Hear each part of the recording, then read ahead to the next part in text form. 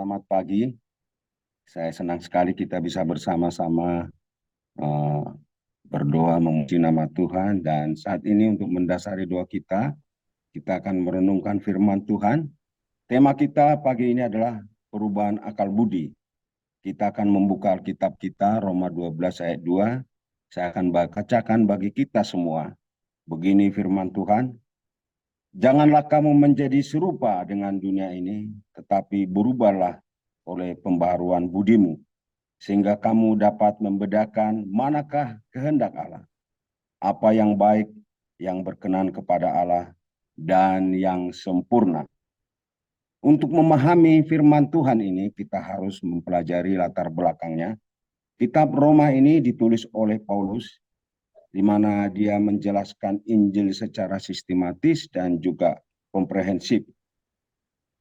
Paulus mengidentifikasi Yesus adalah Mesias yang kelahirannya ke dunia ini sudah dinubuatkan dan sudah dinantikan oleh orang-orang Yahudi. Yesus adalah bukti kasih Allah yang luar biasa, yang di dalamnya ada keselamatan, yang tentunya didahului oleh iman dan pertobatan, dan pertobatan ini akan menghasilkan perubahan. Kata perubahan, berubah di sini, itu berasal dari kata bahasa Yunani yaitu metamorphote, berasal dari kata metamorpho yang bentuknya imperatif. Ini adalah kata kerja dalam bentuk perintah. Kata metamorfosis itu sering kita kenal di dalam dunia biologi yang dikenakan kepada perubahan kupu-kupu dari ulat menjadi kupu-kupu, dari sesuatu yang mengerikan, yang menakutkan, bahkan berbahaya, karena banyak orang mati digigit oleh ulat, banyak yang berbisa, menjadi sesuatu yang indah, yang ramah, yang bisa dipajang di dinding. Saudara, banyak orang berpikir bahwa identitas adalah sesuatu yang tetap. Tapi tahukah kita bahwa identitas itu seperti tanah liat yang bisa dibentuk, diukir, dan dihaluskan seiring dengan waktu. Banyak orang berpikir bahwa siapa mereka hari ini, begitulah dia seterusnya. Ada istilah dalam bahasa Jawa disebut watuk ono obate, watak ora ono obate. Tetapi sejarah mencatat bahwa banyak orang mengalami perubahan. Ada orang yang penjahat, pemerkosa, narkoba menjadi hamba Tuhan, menjadi orang yang terlibat dalam dunia sosial. Banyak orang yang gagal menjadi orang yang berhasil. Banyak orang yang miskin menjadi orang yang kaya. Banyak orang yang pemalu menjadi orang yang berkarismatik. Saudara, identitas bukanlah suatu warisan atau sudah ditentukan sejak awal atau sejak kita lahir. Tetapi identitas itu adalah sesuatu yang diciptakan. Identitas bukanlah sesuatu yang kita temukan, tetapi identitas itu adalah sesuatu yang dibentuk. Identitas kita akan menentukan sikap kita dan tindakan kita dalam merespon masalah dan juga persoalan. Bagaimana kita menjalani hidup kita yang penuh dengan ketidakpastian. Kunci utama dalam sebuah perubahan adalah bagaimana kita mengubah identitas kita. Kita harus tahu siapa kita dan bagaimana kita dibentuk oleh identitas tersebut. Identitas yang baru akan mengubah nilai-nilai kita, norma-norma kita, kebiasaan kita, karakter kita yang menjadi karakter yang baru dengan etika yang baru. Identitas adalah akar daripada perubahan. Sementara kebiasaan, karakter, dan pencapaian itu adalah cabang-cabangnya. Jadi kalau kita ingin berubah secara permanen, maka kita harus menemukan merubah akarnya, yaitu identitas kita. Perubahan identitas itu harus dimulai dengan sistem belief. Semua tindakan kita, respon kita terhadap masalah, itu ditentukan oleh sistem belief yang ada. Perubahan sistem belief akan mengubah pola pikir, paradigma, dan juga sikap dan tindakan kita.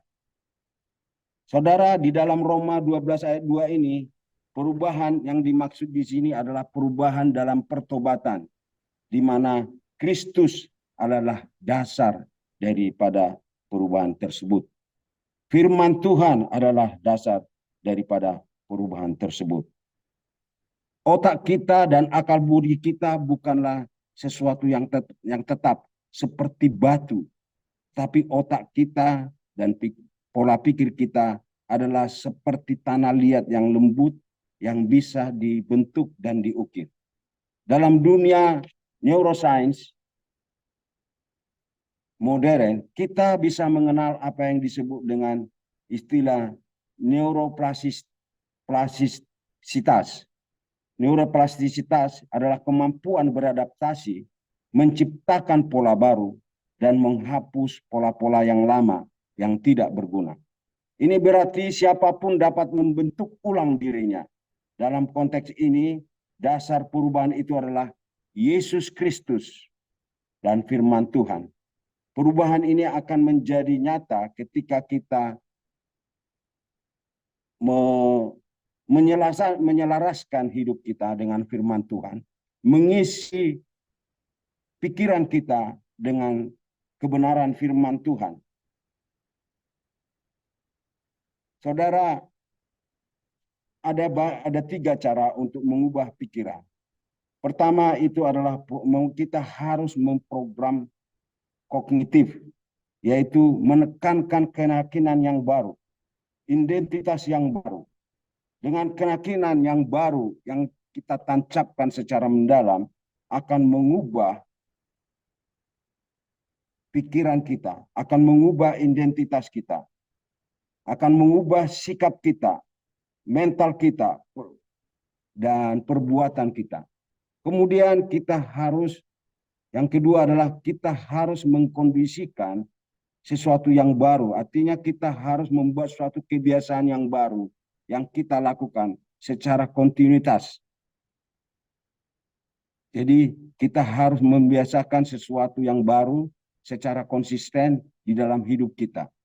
Dan yang ketiga adalah reinforcement lingkungan. Artinya kita harus memilih lingkungan kita dengan baik. Choose your circle wisely. Kita harus memilih lingkungan kita dengan baik yang mempengaruhi identitas kita. Lingkungan ini sangat mempengaruhi di dalam karakter kita.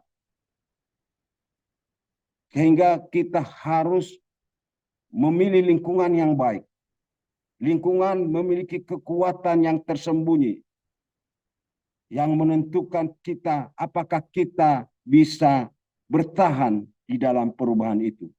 Karena itu kita harus memilih lingkungan yang sefrekuensi dengan kita.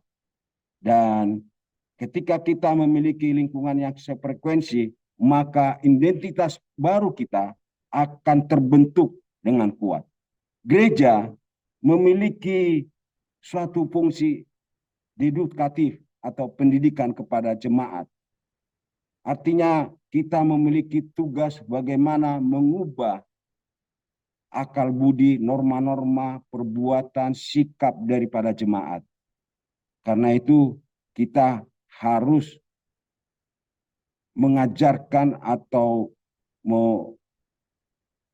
berusaha mengajarkan suatu norma-norma yang baru atau kebiasaan-kebiasaan yang baru, dan bagaimana mereka bisa mengubah pola pikir mereka, akal budi mereka, sehingga sesuai dengan firman Tuhan. Identitas kita adalah dikatakan oleh firman Tuhan, kita adalah terang dunia. Kita adalah anak-anak Allah. Sehingga kita harus melahirkan karakter-karakter ilahi, pola pikir ilahi. Kita harus menjadi terang dunia ini, di mana ketika terang itu ada di dalam hati kita, maka di dalam hati kita itu adalah hanya kebaikan, kasih, dan sukacita. Jadi tugas kita adalah bagaimana gereja bisa mengajarkan agar jemaat ini mengalami perubahan akal budi. Begitulah firman Tuhan. Mari kita berdoa.